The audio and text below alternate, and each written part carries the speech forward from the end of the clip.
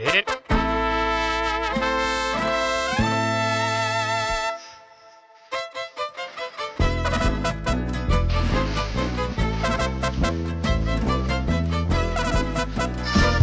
This is the Dude Bros Podcast. This is the Dude Bros Podcast.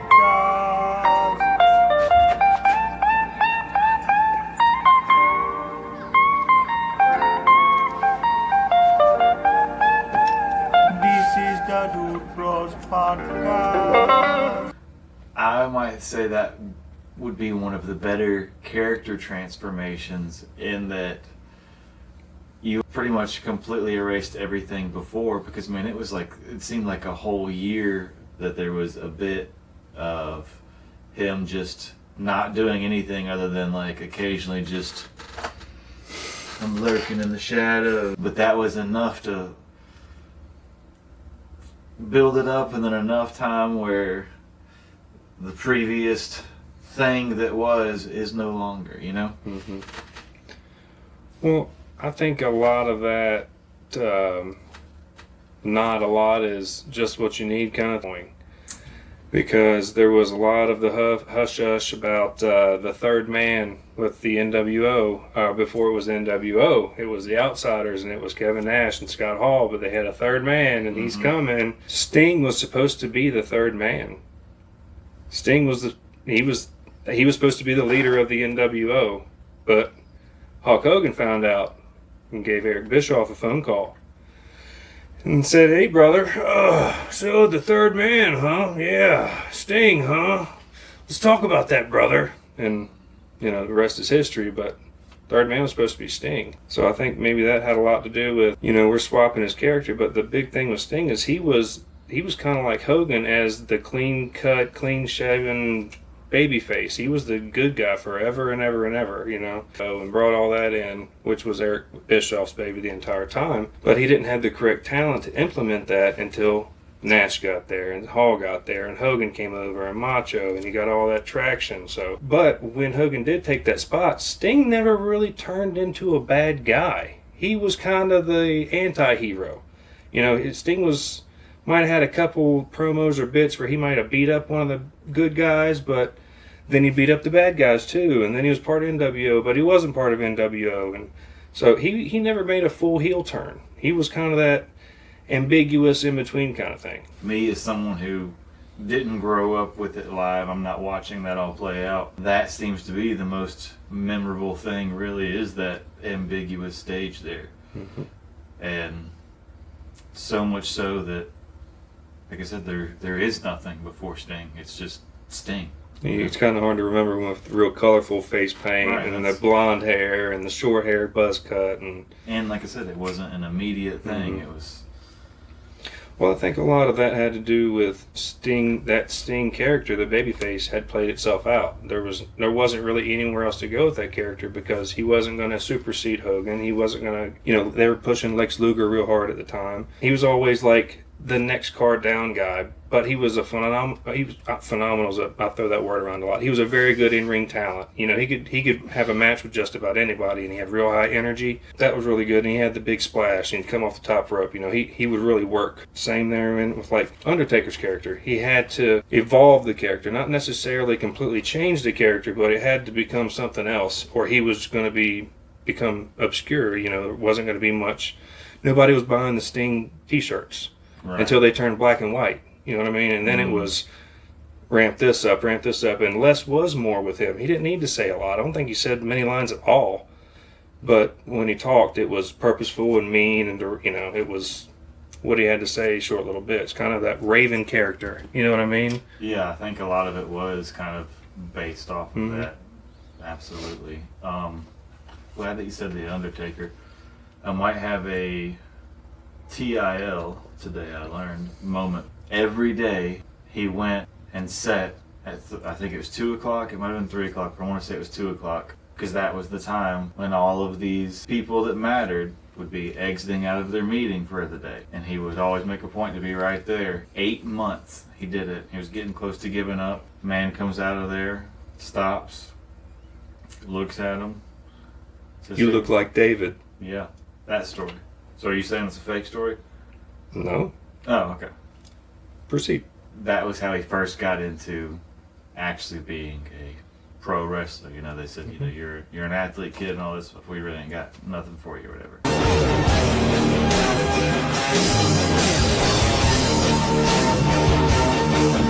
The story of how he became the Undertaker. He was sitting there in his trailer and the phone rang and he answered the phone and it was old Vince on the other end of the line, and Vince says, "Is this the Undertaker?"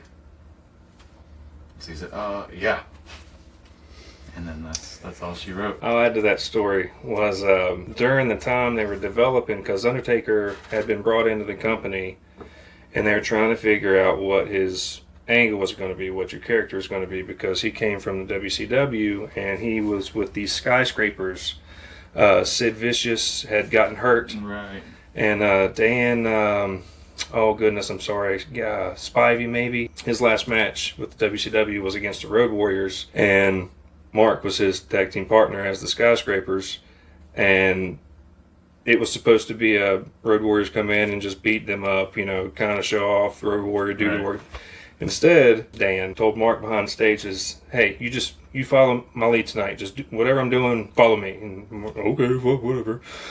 So mid-match, he snaps, grabs a steel chair, and just starts beating the shit out of the Warriors. Just bang, bang, bang, bang. They obviously got to play along because this is a live show, and just beats the crap out of them. And then he's like, "Peace out," and walks out of the ring.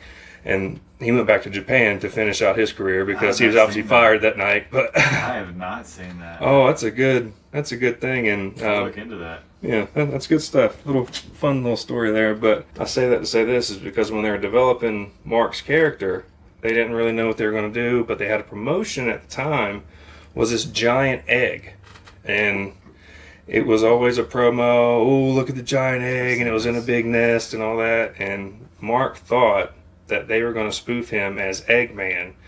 And Bruce Pritchard may or may not have fed into that with, you know, "We might have to shave your head and your eyebrows and stuff, and you know, I have to play this character for a little while till we can get you some traction."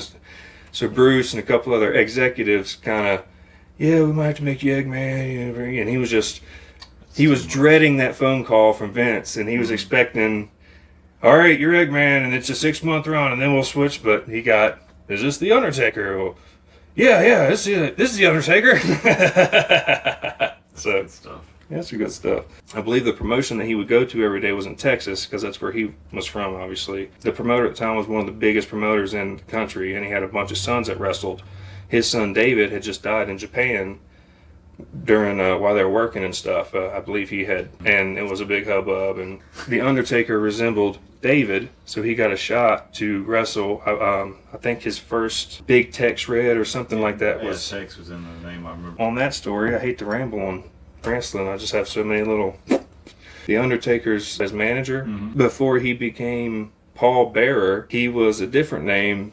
Blonde hair, jacket, and all that stuff, but he was his promoter during those few matches where he was Big Red or Big Tex or whatever. So all those years later, full circle, he comes back. Paul Bearer is his manager. Well, what's funny is Paul Bearer was actually a licensed mortician, and that was one of the things in his interview with the WWE, because he was sat down with Vince. I think he was trying to get in as a writer or something like that. Bruce Pritchard was the Undertaker's manager at the time. He wanted to do more writing. He was trying to get more off screen, didn't really want to do the talent anymore. So at the time, came to do an interview for a job at WWE, and they said, "Well, what's something special about you? What's something weird? What's something that sets you apart from everybody else?" And he was like, "Well, I'm a licensed mortician." Undertaker was looking for a new manager. "I'm a licensed mortician." Vince went, "Got you a job." And the rest is history. You had Paul Bearer, one of the best pairings as far as that, and worked out really well. I'm sorry, I just rambled like 10 minutes on just weird stories here and there. Best Call of Duty game of all time. Are you going Modern Warfare 2? Yeah, Modern Warfare 2 without question. I'm not boasting at all when I said I was top 300 in free-for-all in the world for at least a year. And in Team Deathmatch, I was top 3,000. To actually be able to hold down those stats is very, very difficult. Well, because it is a constant. If you sleep for more than 2 hours, you have dropped thousands of spots. Oh yeah, I was about to chime in. If you get off for 4 hours, if you just take a nap and you get on and you were 287 or whatever, you're now almost 1,000 or outside the 2,000. But you play for 2 hours, you're right back in the deal. But yeah, I got separated from those games a little bit later on. Did they keep the ticket counter to show where you ranked in future games, or did they stop with that one? don't know. They do. You just have to look for it. It's not. Oh, it's not readily available? So, I've always been a stats guy from the beginning, so I would always look to see everything that you could. So I've always been objectives all the way, objective-based gameplay. TFO. I'm here to win the fucking game. I don't care about individual stats, even though my individual stats are going to shine. I'm here to win. Team always first. So I'd look at score per minute as a metric, and then for specific objective games, I would look at caps, defends, time on objective, whatever the game mode is. And that's how I would judge people, whereas I feel like most people would only look at either the KD or the total score, i.e. the total rank that they have. And Not factoring how selfish those people are at the top. Right. So that's why when I came back into playing some games after I had some downtime from back surgeries and all that, I was like, well, I need to only accept friend requests, only play with people based on these. So I did that. Somebody be like, oh yeah, this is my boy or whatever, he's got a 23 KD. And I'm like, 23 KD? Yeah. Then I would look and I'd be like, he's got 13 seconds on the objective. Total time played. And I'm averaging, 8 minutes per match. Matches are 9 minutes on average. So which game would you say was your all-time favorite? That's difficult to say. I would lean towards going World at War just for the zombies aspect of it. I think out of total enjoyment from the game and repetitive playing and just really having that fellowship, that was the best one for me. If it came to, at its heart, Call of Duty, FPS, what game I liked the most, I don't know. I was successful in Black Ops 1 and Black Ops 2. Modern Warfare 2 was probably my best individual stats all around. But in these later games where we got Warzone is where I definitely, when paired with a good squad, like my people, I definitely, and I'm not trying to be like all boastful or whatever, but I'm top tier player hands down. I mean, if I play 10 games, I'm going to win at least 2 of them. Yeah, I'm going to jump on and say World at War is my favorite just because that specific gameplay, for some reason, I just absolutely thrived with that. With the Mosin and just one shot, one kill, and I would literally it didn't matter if the map was big or small. I guess if the maps were small, you do your MP40, maybe with an extended clip and just mow people down from the hip. But I much preferred the finesse. It would later become your quick scoping, is what seemed to be the trend later on, is what they would call it. But I never could quick scope. I could only do it when it was the iron sights back in World at War. But like you said, Black Ops 1 and 2, as far as the enjoyment goes, we were privileged to have a very solid group of bros that we played with that we were uncontested going to win no matter what. And the competition wasn't about winning the game. The competition was who gets all of their kill streaks first. And it would literally be people yelling at each other because they got their chopper in, because they're spamming the button, because there's 3 people that all have a chopper or a gunner on, what was it, Nuketown? And you just wait until you can get 26 kills in a row. Meanwhile, all this chaos is happening. He's not exaggerating. No. We literally would not lose. We would play until people had to leave. Right. It wasn't play until you lose. We would just win mercilessly. And we called it exploiting a specific phenomenon. I'm sure there's different verbiage for it now. But we were ahead of the curve based on the maps. Because whenever a new game, like when Black Ops came out, no one had the orientation for the map down yet. We didn't need orientation for the map. We knew how to run the lanes. Because, I think that's what they refer to it now. As you have Call of Duty is famous for having the 3 lanes, and you run those lanes. no matter what, we were going to be able to run those lanes, naturally orient ourselves to take out whoever we faced. And because of that, we quickly learned the maps, and we had a super unfair advantage for Black Ops 1 and I'd say Black Ops 2. I think it petered a little bit in Black Ops 2, but still, unequivocally, we were going to win.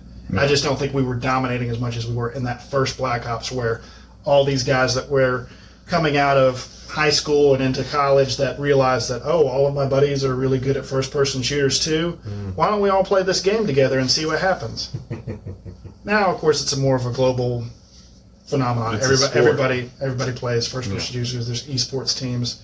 We definitely missed our mark there for sure. Imagine if we were recording that back in the day when we were top ranking in the world. And I'm convinced there is archival footage that they've got back in those servers somewhere that we could pull that footage out and put on there. I'd pay money for that. What is y'all's take on this whole BadBunny thing? I've seen some videos and I want to show you something, but I wanted to get your raw dog take first. You would go first, your raw dog BadBunny. I have two things to say. Firstly, I'll say I am one of the people that do not get out much. I did not know who Big Bunny was. BadBunny. Bad Bunny was. Bugs Bunny. Bugs Bunny was? Big Bad Bugs Bunny. I didn't know who that was. And Bill Muggsy. Seriously, what is his name? Bill Paxton. Bad Bunny. I did not know who Bad Bunny was. And secondly, I thought that they had said, or it was trending, or they were leaning towards Green Day being the halftime performance. I guess that got the plug Yankee, but I can see Green Day working. When I did hear about the Bunny person getting the halftime show, I looked into it, and apparently they are the most streamed or most content engagement person in the world. Is that right? When did those stats come out? I have after they were announced to be halftime? Zero idea where those. I don't know. I'm with you though. I'll jump on saying that I had no idea who this person was, and I had to ask my wife, who's a little bit more in the know of some aspects of that, and her response was, he dated a Kardashian and he's not a real person. Was basically her summary of who Bad Bunny is, and I was like, that seems about right, because I think I saw a picture of him and he's like, he's got like Lego featured hair on there that's specifically clipped into certain spots, and he had some like sunglasses on, and I was like, okay, so he's just a character. He doesn't really perform music. He's just to get the eyeballs looking. His stuff's in Spanish too. Is Puerto it? Rico, yeah. This isn't super an English performance, but just for you to know. Oh. So he's going to perform all in Spanish in America. Gosh. What is that a picture of? That's not Bad Bunny. That was Bad Bunny with the breast out. They're grooming our babies. We're going to pay a price for this. We're about to have a halftime show where most of the audience will have no idea what's going on. But I guarantee you, Bad Bunny's going to put on a drag show at halftime, because that's how he got here, by redefining masculinity, by dressing up in women's clothing, by pretending, well, I'm not gay, I'm sexually fluid, I might get into men later in life. The National Football League, they don't respect fans. They don't respect Americans. Right now I'm just talking about the spiritual aspect of what they're doing, which is clearly the most important part of this. This is a demonic force. And you're making too much of it. No, I'm not. They're telling us in big bold letters, we hate Jesus, and your kids will be watching. And you'll have to explain to your kids, why is this man dressed like a woman for part of this halftime show? They want to normalize that for you and your kids. But you keep watching. You keep supporting. And I'm telling you, I love football. How are we supposed to follow that up? I think he hit everything on a nail on the head. I mean, I think, aren't there some male Dallas Cowboy cheerleaders already too? No, we've been over this. I think y'all saw some different podcasts that I wasn't on there, but yeah. I do not think Jerry would have male cheerleaders. I don't think that's a thing. So first of all, there are many teams in the NFL that have gay cheerleaders. Right.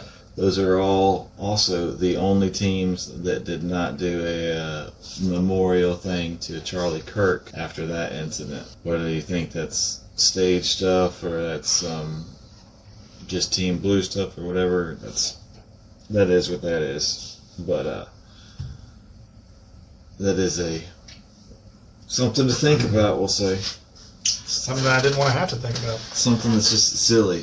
But the biggest controversy, I would say, would probably be the Vikings cheerleaders, just because were you here for that podcast? I can't remember if you were or not. Can't even just refresh me. Oh, shit, I might even still have it saved on here, but it's the Vikings cheerleader. I don't have anything against having a male cheerleader out there, not necessarily a gay cheerleader out there. It has nothing to do with either one of those issues. It's the fact that he went out there like he was playing an SNL character of a gay Vikings cheerleader. Like if a Flamboyant. yeah, like if right around the Y2K era, Will Ferrell were to play the character of the Vikings' new male cheerleader, he would not have done as good a job As this guy. as being Will Ferrell as a Vikings cheerleader, you know? I think we got a short on that. You should. Yeah, there's a Yeah. short out. You had mentioned Green Day being a possible other contender for the halftime show. Mhm. Either way, these are two acts that very much are on one side of the fence politically, pushing very strong anti-establishment opinions, which, don't get me wrong, I'm not, pro-fascism and we should squash everybody who's anti-establishment or anything at all like that. But I'm saying, I wish that was not the factor that determined our NFL halftime entertainment. I wish it was, what musical artist do I think I could put out there that the most NFL fans would enjoy, therefore would stay to watch the halftime show, therefore would pay more money to have the commercials, therefore we make more money. Like, I don't understand how that's not a... But I don't feel like that is how they make money. They get money from what's going to get the most clicks afterwards. What's going to be like, did you see what BadBunny did on there? Watch this clip where he came out and he's clearly in drag, and see how the reactions are, because it's going to be the aftermath of people going on and searching. That's where the buzz is. It's not about being in the stands of that football stadium and being like, I can't wait to see Paul frickin' McCarthy come out here and do this amazing show, which I think he did okay. But you think more money is going to go to the NFL from free watches of halftime show clips? if it's on their channel, why not? It's really upsetting. I mean, it's a big trend. Obviously, my kids aren't going to be watching Super Bowl, period. So that's not a discussion I'm going to have with them. But I hate it for the people that are the NFL fans, that their teams are going to go there, which had been pre-decided before the season even started. But, get excited about your teams. Put on your tinfoil hat, why don't you? What is it, your Weird Al clip or image you've been adding on there? That's been fun. It's a good, keep it fun. Yeah. What do I know? I don't know anything. All right, Joe Rogan. I'd really have to dumb it down if I was going to go that route. No, if you're Joe Rogan, and I made a meme about this actually several years ago. He could be a doll that has several catchphrases, and that would be one of them. Another one of them would be, it's entirely possible. There's just a few things that everything are just cycled out, and it's like, you could literally you pull a string and you get which one comes up and you match it to the... Oh, you remind me of the dolls from My Fellow Americans. Have you ever seen that movie? Mm-mm. Jack Lemmon? Mm-mm. I really have. I've heard about it, but I've never seen it. It's on my list, but You I'll guys probably are never missing have a the little time gem. to. If you've never seen My Fellow Americans, Jack Lemmon is one of the presidents, and Matthew, insert name here, is the other president, and they're, obviously they've been opponents for years and years. They kind of hate each other. One's a Republican, one's a Democrat. Mm-hmm. And the whole thing is they get framed and they got to be buddies for a while to get away and find the bad guy. But there's a museum where it's like a presidential museum, and it's got like dolls and stuff of all of them. And he pulls, they are like, oh yeah, I remember when we were selling these. And he pulls it off the shelf and he pulls it and he's like, don't you fall for the trap. Democrats are full of crap. And, and then he craps it up. It's gold. If you haven't seen it, it's good stuff. But you just triggered that memory. I'm sorry to tangent in on yours. What do you think about Bad Bunny now that you've seen that clip? I'm not surprised, honestly. But to be fair, I kind of thought this was like the broad picture from all the mainstream peoples was that everybody was sick of this horse shit. You know, all the transgender, forcing it down your throat stuff. No, there is a strong portion that's going to be up to 20%, probably closer to 10%, that are never going to leave that tribal mentality and are always, and that's the same for the other end of the spectrum, no matter what happens. You got to think most people are kind of in this area floating around, and then you've really only got the loudest people in the room taking up most of the conversation, and it's this extreme outlier and it's this extreme outlier. So you're just seeing this response to this, because this right here is getting kind of out of hand right now. I mean, we've got Secretary of War getting everybody across the nation meeting up, which I'm not trying to be too fascist once again, but I'm glad our fitness standards are improving in the military once again, and we're focusing less on making sure everybody knows how to use the proper bathroom and pronouns and shit, and more on, hey, you need to be able to be in shape and do your job. That's what, you know.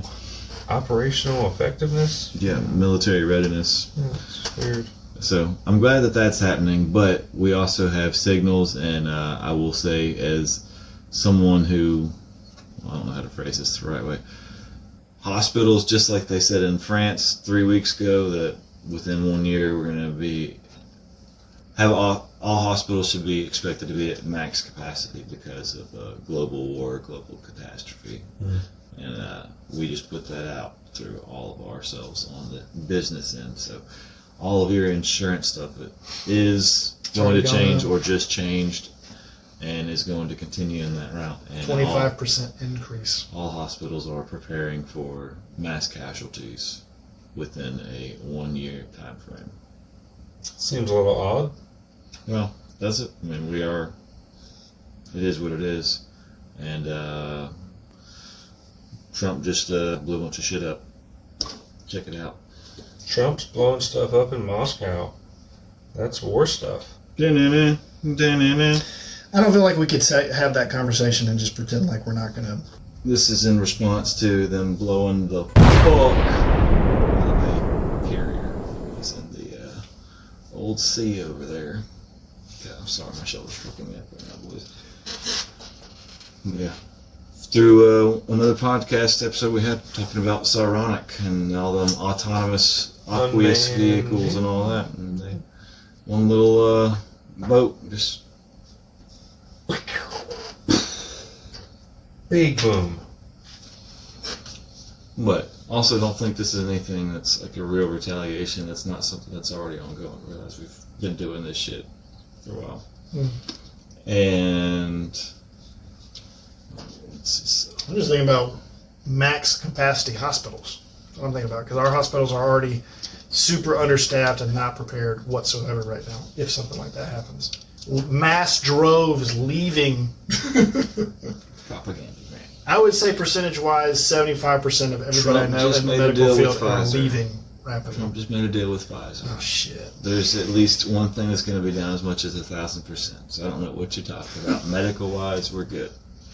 America's good. Let's focus on being great again. This just in, folks. We now have evidence that China's been using these huge lasers to literally just melt the fuck out of all the Indians, and that's why the war that they had briefly ended was from India showing they could put up a little bit of a fight, and then China just upping the game and just saying, hey, we have very much mastered time and space completely, and we will melt anything at any time. That's fun. Something else fun I've noticed, probably completely unrelated to what's happening in the world, a lot of either older movies and TV shows or new TV shows coming out or trying to draw your attention to meteors falling from space. I've seen that literally advertised. Because it's literally hitting every day. I know, that's what I'm just saying, that they're trying to keep that in the public eye. It's like, oh yeah, this is a thing. And your favorite cast of 911 are dealing with it right now, you'll be fine. Our first responders can handle this event. 3 days ago, we had China blow up a object that was going to be hitting the Earth. And then we also had another object come through, and then what looks like these there UFOs of lore that appear to come and then pull it and redirect it away from hitting us, and you can literally see it come and then go back out. Very interesting stuff, very interesting times. Does that put assurances that, hey, we'll always be okay, somebody's always going to be saving the day? Or is it, who is doing this? Or is it, What are they saving us for? First of all, what kind of mythical powers does a Sun Devil have? We got to consider that. I'm going to say the Wildcat's out. The Trojan, does he have a horse or is he on foot? Does he have a bow and arrow or just his sword? The Bruin, definitely formidable. Another bear up there at Cal. The tree, I imagine that tree's going to get chopped down. Unless we're going to go with the bird and somebody might get pecked or something, I don't know. The duck might lose interest and just fly away and get out of there, which may be good advice under the circumstances. The husky, no chance. The beaver, well, we'll see how long that beaver can hold his breath. The ute, again, we're back to, is he on horseback? Does he have a bow and arrow? Did he trade for a rifle? I mean, you know, because if that ute's got a rifle, there's some definite problems. You know, you'd have to get one of those Harry Potter activists to read up on how you kill a Sun Devil, because there's a lot of outside stuff there. As far as a beast alone, a buffalo's going to be pretty hard to tangle with. I mean, a buffalo's utterly outstanding. Did I leave any of them out? The Coug will find a way. Clear-minded and crafty, a combination of stay out of harm's way and attack when you get your chances or your openings. Like, subscribe, comment. Dude Bros. I'm more of a Stone Cold guy. suck it. I need to. Paying homage to previous episodes. That's actually part of this episode. Oh, is it? Actually, no, I was this going to say, you already had the episode. we talked about Sting and the Undertaker mostly.